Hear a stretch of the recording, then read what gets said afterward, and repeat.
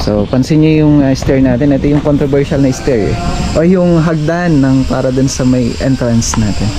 Ayan, tingnan nyo, may ilaw pa ho yan. So kaka-install lang yan, inaayos lang namin. Paano nga ba? Para magka-idea rin ng yung karamihan. Oro, kasi mayroon yung nagsasabi pag nag-oro ka, plata. Hindi pwede yan. Ang step kasi niyan, oro, plata, mata. So bali yung TV console natin, ayun o, may shadow pa, may shadow lightings pa. Then dito naman, ayan, okay na rin. Meron na yung floating shelves natin, meron na rin yung neon lights niya at saka yung LED diffuser natin. Okay, so welcome back sa ating panibagong vlog. Dito tayo sa ROAS 5 para sa isang installation ng ating quartz, no? So bibigyan ko kayo ng update dito. Pero for now, ito muna tayo sa may pinaka front natin, front door. Ayan. So pansin nyo yung stair natin. Ito yung controversial na stair o yung hagdan ng para dun sa may entrance natin. Ayan, tingnan nyo, may ilaw pa ho yan. So kaka-install lang yan, inaayos lang namin. Bali ito yung controversial na tinatanong nila kung pasok ba sa oro plata mata, paano daw ba yung magsukat ng oro plata mata. So sa atin naman, sa akin, kung ano po yung paniniwala ng mga may-ari, yun po yung sinusunod natin. At the same time, sa akin po, hindi ko po kumbaga kino-consider yon, bali nire-respect ko po yon, no? So bali kung ano yung nakalagay doon sa may plano, yun po yung sinusunod natin. So paano nga ba? Para magka-idea rin ng yung karamihan. Oro, kasi mayroon yung nagsasabi pag nag-oro ka, plata. Hindi pwede yan. Ang step kasi niyan, oro, plata, mata. Then susunod dito, oro na. So yun po yung paraan po niya, no? So sa mga nagtatanong, ganun po yung pagbibilang nun. At ganun po yung lalagay ng para sa step. Pero syempre sabi ko nga, kung hindi pa po naniniwala yung may-ari, okay, naniniwala, respect po natin yan. Okay? Wow, interior. Ayan, no? Kita nyo na yung ganda niya, no? So bali yung TV console natin, ayan, no? May shadow pa, may shadow lightings pa. Then dito naman, ayan, okay na rin. Meron na yung floating shelves natin, meron na rin yung neon lights niya at saka yung LED diffuser natin. So dito na dito yung ganda, no? More on warm talaga tayo kasi tinan nyo yung kapaligiran, halos white po lahat dyan. Then yung high ceiling natin, kung saan ito po ay HF03 yung code nya. And then yung ceiling natin dito ay gypsum board po siya. So gumamit tayo dito ng warm na strip light para dun sa may cove light natin, no? Then syempre ito tricolor po yan. Check natin. Ayun, napakaliwanag lang, no?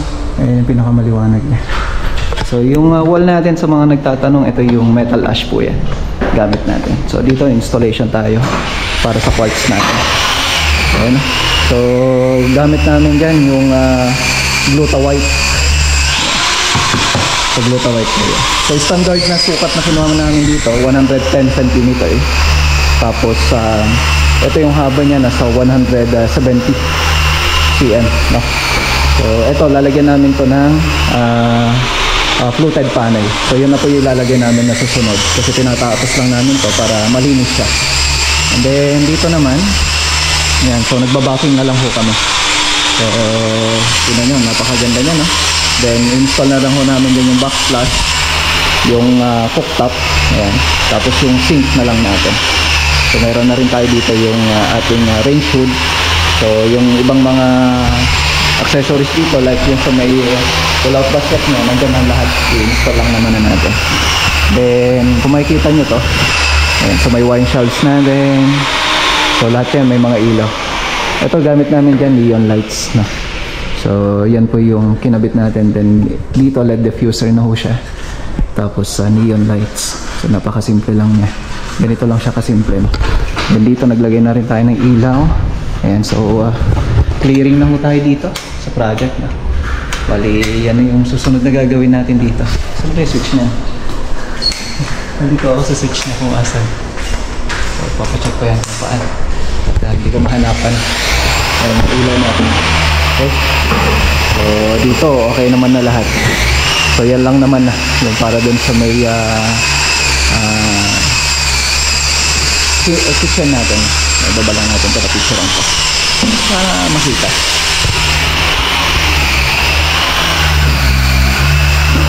Yan. So maganda na, ayos na. So gamit pala namin dito plywood po yan, then acrylic finish o kaya acrylic paint finish. So yan po yung ginawa namin dyan.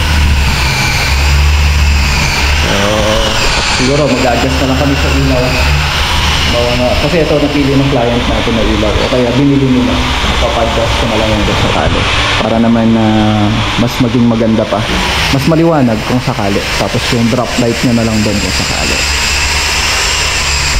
Okay, so ang lapad pala nito 60 cm na po yung ginawa natin dito, and then ito may mga storage pa tayo dito kaya napakaluwang, gamit na gamit, no? So yan naman po yung kagandahan niya kapag ganito, yung mga nook bar natin meron sa mga storage ganyan, so magagamit pa yan. Actually meron pa tayo ditong hidden, hindi pa natin ma-open at ay ito pala, yan. So meron pa tayo dito, lagayan niya, so magagamit at magagamit pa rin yan. Ayos.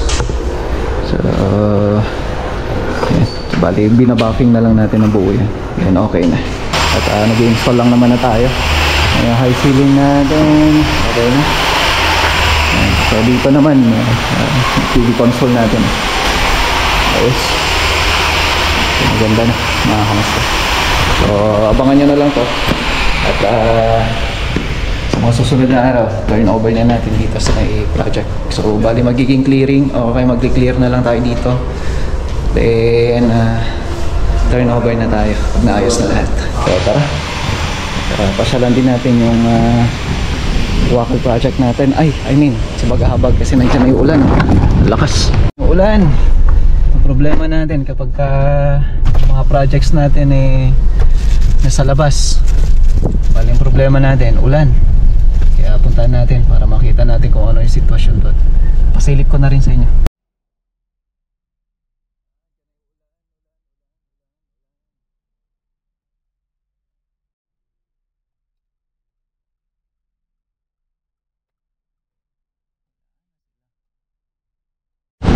So bali nasintaan na natin to, then diretso tie beam na to, paikot pag natapos na dito. Ayan, nauulan na.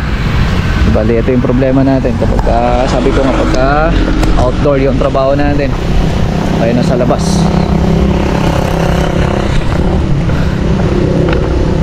Ayan, so yung napapansin nyo kung bakit hindi diretso yung mga poste nyan, sasabay na sa seroho yung ating tie beam para malakas. Uulan na. So kita-kita na lang din tayo sa sunod na vlog mga kamusta na. At yan, syempre iwasan natin baka mamaya magkasakit tayo, mas malaki mawawala at saka maapektuhan trabaho, lahat, no? So kita-kita tayo sa sunod na vlog mga kamusta. Maraming salamat. God bless po.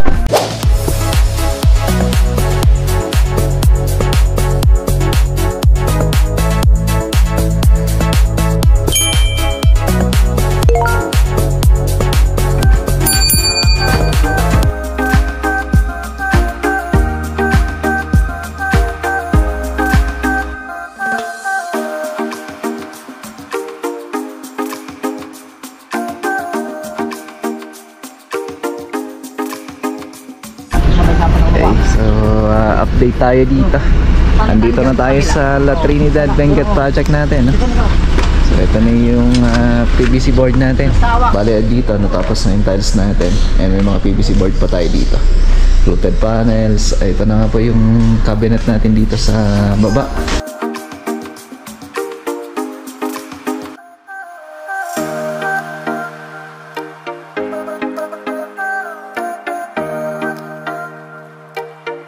So ito yung formiga na ginagamit natin, bali gloss mga kamastan. So ito yung tinatanong nyo na code ng tiles na ginamit natin dito sa taas.